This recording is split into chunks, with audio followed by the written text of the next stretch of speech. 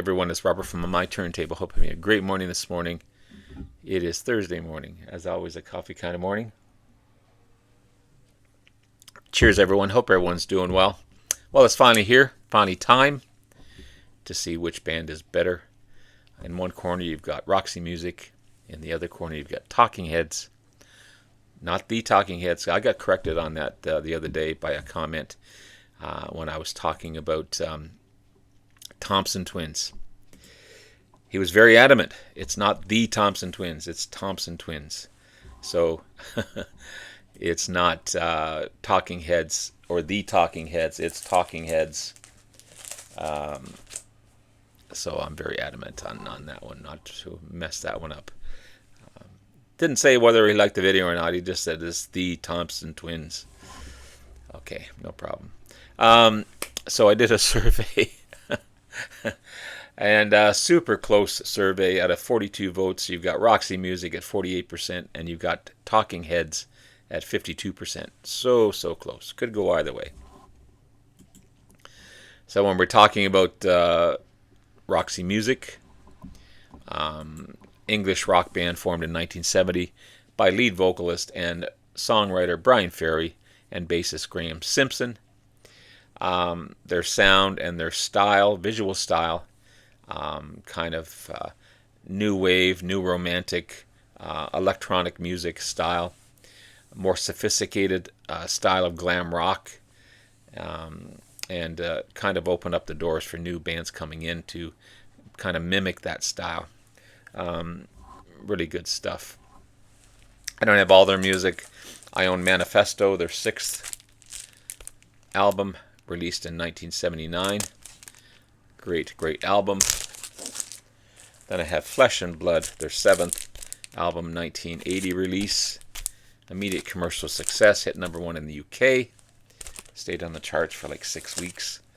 And then I have Avalon, their last, unfortunately, and their 8th album, released in 1982. Huge hit. More Than This. This was a more adult-oriented sound from the band, but it stayed on the charts for forever. Then I've got a live album, Viva Roxy Music. Their first live album, released in 1976, recorded in 3 different venues in the UK. You got Glasgow Apollo, you've got Newcastle City Hall, and the Wembley Empire Pool. Awesome stuff. So between 72 and 82, they went kind of from glam rockers to super top of the charts, chart toppers. Say that 10 times fast. So this is my list of Roxy Music 10 greatest hits. Not necessarily from these albums. I got it from a list of a bunch of surveys that were done. So from number 10, you've got from Flesh and Blood, 1980, Over You. Apparently, they wrote the song Over You in 10 minutes, or 5 minutes. Bryan Ferry and Phil Manzanera, the guitarist. Imagine writing a cool track like that in 5 minutes. But sometimes it happens. At number 9, you got Remake, Remodel. Kind of from Roxy Music, 1972 release. It's a song about a man's lust after a mysterious girl. Kind of weird. And number 8, from Stranded, 1973 release. One of Roxy's most aggressive singles. Bryan Ferry actually has some growl on his vocals. And then Out of the Blue, from Country Life, 1974 release at number 7. Cool violin solo in this one. Awesome stuff. And then at number 6, you got the amazing song More Than This from Avalon, 1982. When it first came out, it only hit 106 on the charts, but it soon became a super track. And then you got that sad romantic vocals of Bryan Ferry going on. Virginia Plain at number 5, a single, released in 1972.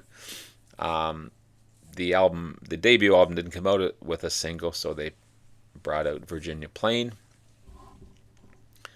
And then you've got number 4, In Every Dream, Home a Heartache, from For Your Pleasure in 1973. A song about an inflatable doll.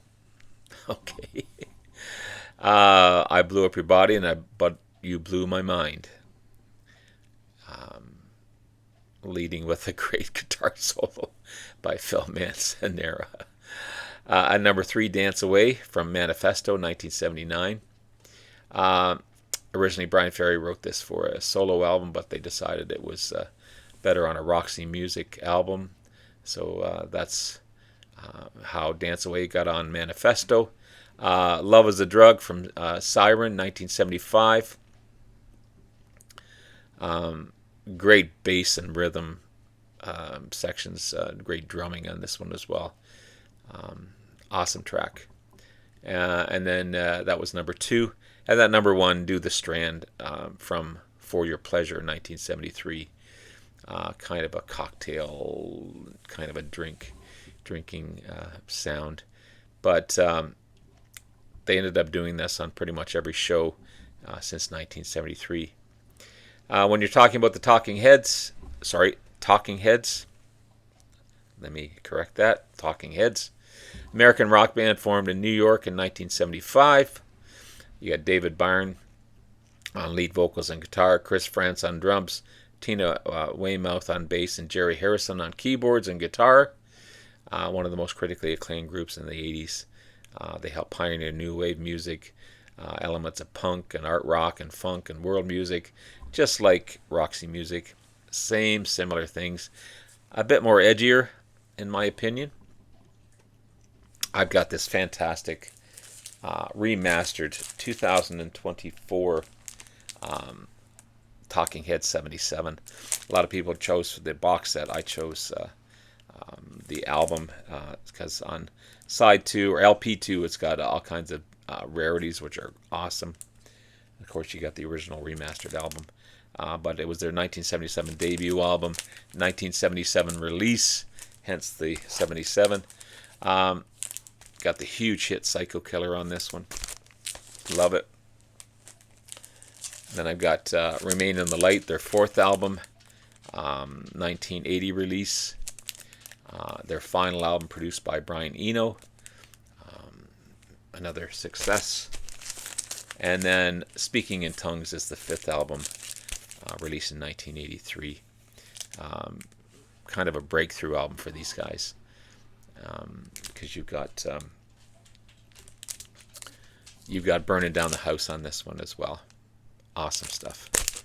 So again, another top 10 track, not necessarily from these albums, but another bunch of surveys that I kind of engrossed all these songs.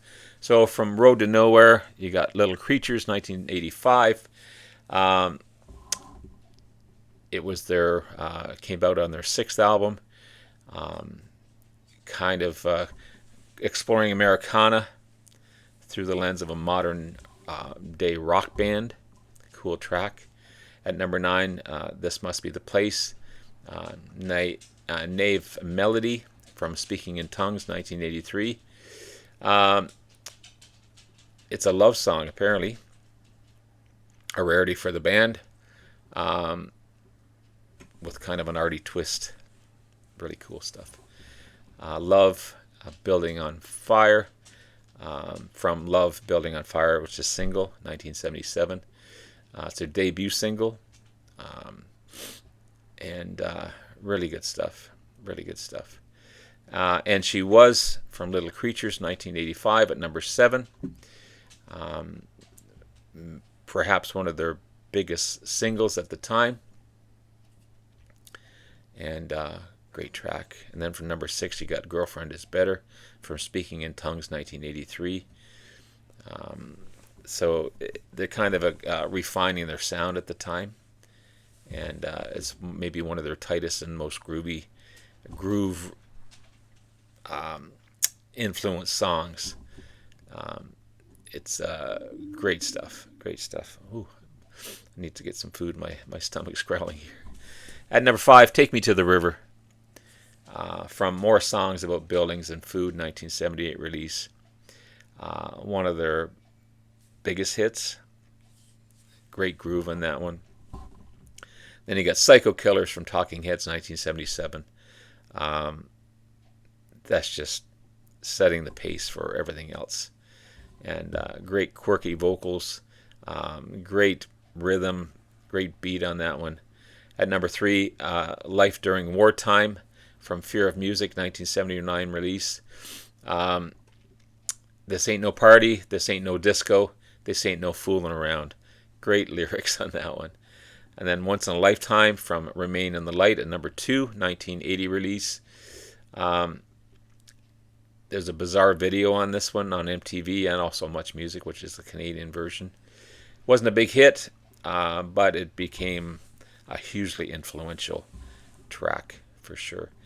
And at number 1, Burning Down the House from Speaking in Tongues, 1983. Kind of their breakthrough hit. Amazing, amazing stuff. So, what am I going to decide? I love Roxy Music's style, their glamorous style, their smooth lyrics. But when you're talking about great rockin' albums, I got to go with Talking Heads. I think their music is better, more suited to my style, and every album that I have is just fantastic. But on their own, Roxy Music's awesome.